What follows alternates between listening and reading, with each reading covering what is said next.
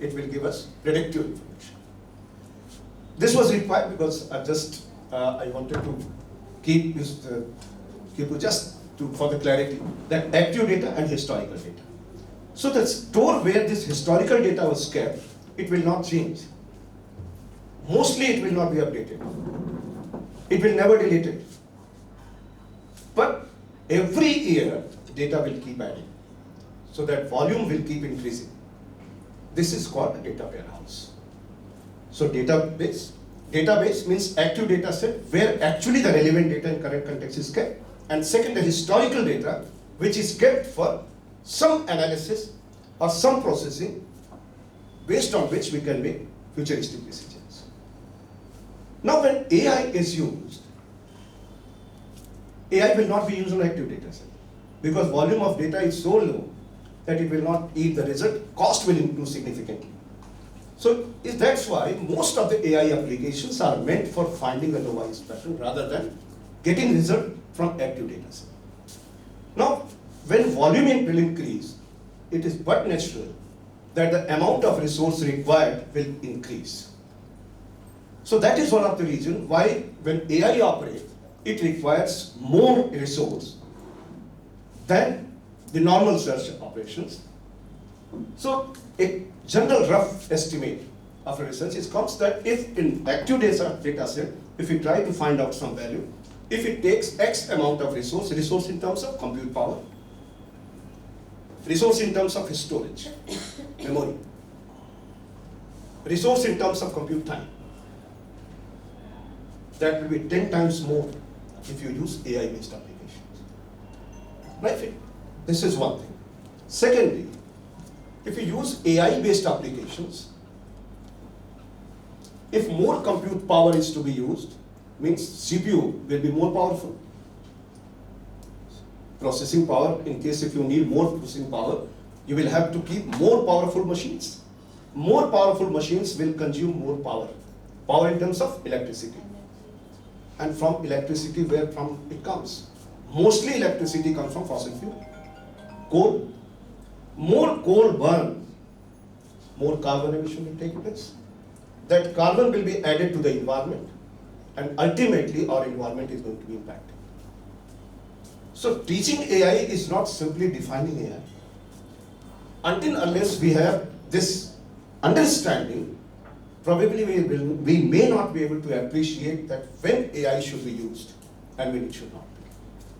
That is one aspect. So compute power requires more power, more energy.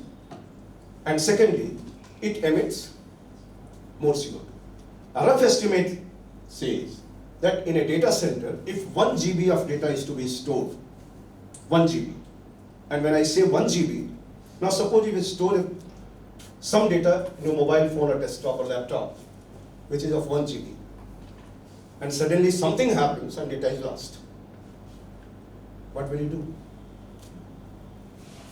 Data is lost, means either deleted or maybe hard disk is corrupted, or maybe the pen drive on which you are keeping that data is corrupted. Now data is lost. You can't do anything until unless you have a backup from where you can restore it. Now on your pen drive, on your laptop, you can afford because it was your mistake. You won't be able to blame anybody. But when you keep the data on data centers, you have that trust and confidence in case if my data is lost, it is their responsibility to ensure that in case of loss, my data is recovered. So what they do? They will keep backup. Where? On the same machine, 1 copy is going to be maintained. Suppose something happens and that machine gets corrupted or destroyed. Now there are 2 copies on the same machine, and if machine has something has happened, the machine has been non-functional, your backup is gone. It means to ensure this, they need to keep backup on somewhere else also. So on the same organization, maybe on different floor, on another machine, a copy is maintained. Now suppose earthquake comes. Building collapses. Or due to heavy rain, floods in IOPs, and machine gets damaged.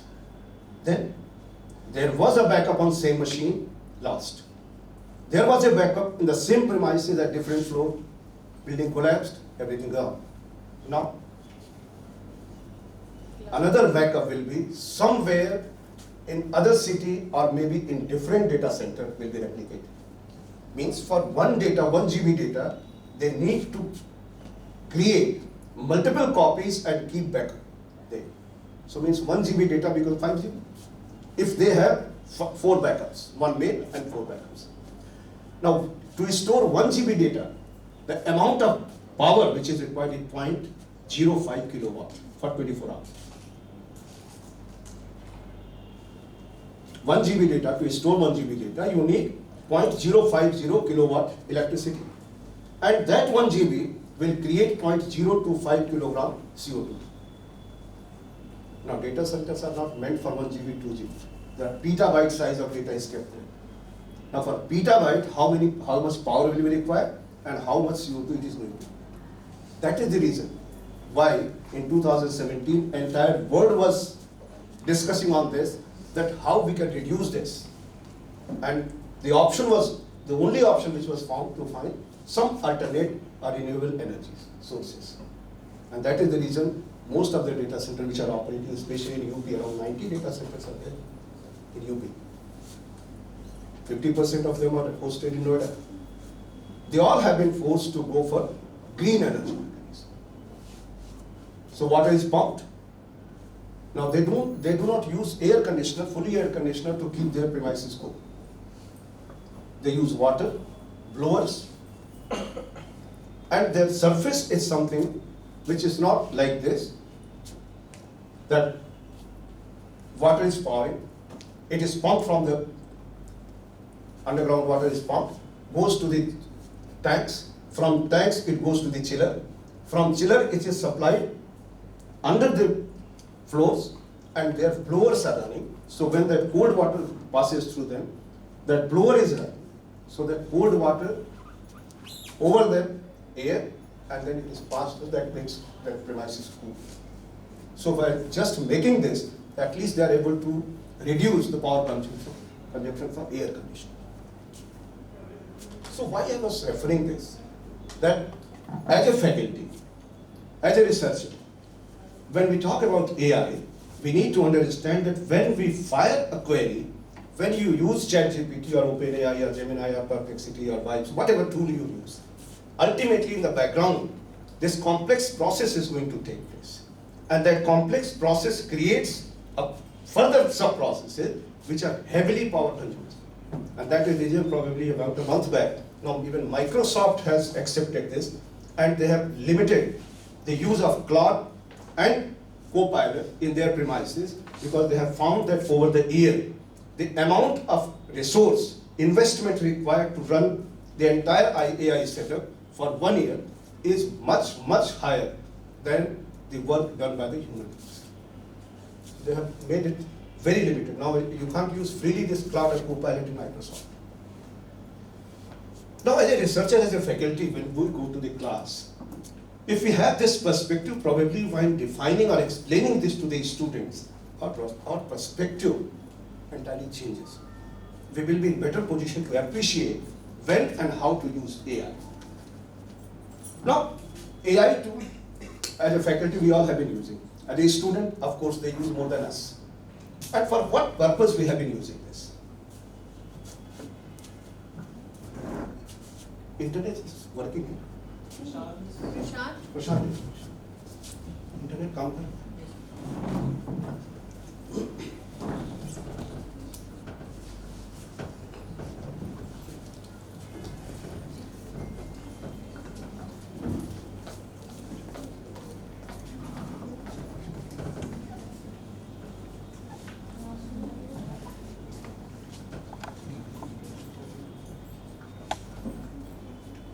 So this is AI is one technology. Now likewise, well, I started with the people who are of my age or more experienced, those who have started research in early stage. Normal research, what does it include? Problem, identifying some problem. Initially you start with some problem, and that you keep refining once you get input and you study further. goes. Once that topic, the area is identified, you start drilling down it to find something more concrete, something more precise. And that process continues till you arrive at a conclusion that this is something broadly which fits into my. That is the first thing. Then you form your hypothesis. Data collection. For data collection, you need to have lots of resources. Then analysis, interpretation, and then finally, summing up as your concluding chapter, where you come up with the findings, that what you all have done. Now, what was the process which in early stage used to collect the data? Because data collection in any case, whether it is for science or any background, any vertical, everywhere you need to have data. So common approach was to create a questionnaire, identify the target audience, sample, share with them, and then once that data is received, and then further processing starts. Now today, how do you do this? You create a Google form, you create a link, and that link is further reduced with the help of TinyURL or something like that application. You pass on that link, where do you send? Even if you know somebody is sitting in US, somebody is sitting in UK, which is relevant for your research work, or somebody is sitting in Chennai or Bangalore, wherever person is, you just, with a drafted mail, you send that link, or even WhatsApp you can share with a request, and you start getting responses. Earlier what we used to do, we used to prepare the questionnaire, discuss with a guide, supervisor. Once it is finalized, then you identify people and at how many places you will be able to travel and meet with the people that you fill up this form. Now the traditional approach to creating a questionnaire, distributing among people, those who are targeted, naturally in an entire population, hardly 1%, 2% people will be there who will qualify for your research. And then how many people will respond? This was also a big question. Once you give me your questionnaire and I have not responded back, you will again have to approach. Now whether I will be available or not, you don't know. But from that place, that data collection is, and then once data is collected, then you used to devote months to segregate that data based on your requirement. The traditional approach. And then thereafter, you keep working. It used to take 5 to 6 years at least to prepare a thesis. Sometimes 7 years, 8 years, depending on your institution. Now today, if data collection is required, technology has enabled you to improvise that process to collect data through various means. You develop a mobile application, hardly it will take a few days. You share that mobile app with your known to whom you are targeting, and just ask them to use this mobile app, and whatever information it asks you, please submit this. If somebody has not responded, you can again send that. Even that WhatsApp link will also work for them. Now where that data will be stored? Now if your sample size is very large, and you are not able to collect that sample size, you have now ready-made data sets. Like there are lots of researches going on in healthcare to especially the heart for the heart patients, for cancer, for diabetic. There are lots of researches going on, and in all those researches you can't collect data from individuals. So for large storage, now the entire process is automated. So when you collect data from Google form, where data goes? It doesn't go on your hard disk. It goes somewhere, and you are not paying for that. And then once data has been received, you apply some application, you get it processed. Means the activities which we used to perform 15, 20 years back, now they have been revolutionized. Why it has happened? Because technology has disrupted entire process, whether from data collection to the analysis. Now, once you have data set, you have different applications you use. Power BI means you have done entire analysis, now you have to make presentation. You have to make some diagram, something like that. Data visualization you want to do. You have Power BI. Just 2-3 hours time it takes, and you will be able to create a dashboard that will show the behavior of data. Even if you change the value, immediately it will be reflected in the image. You have Tableau. If your smaller data sets are there, you are not in position to invest heavy amount, Power BI is the best solution. If your data set is very large, Power BI may not help you. You have Tableau. Now one step further things have gone. Power BI and Tableau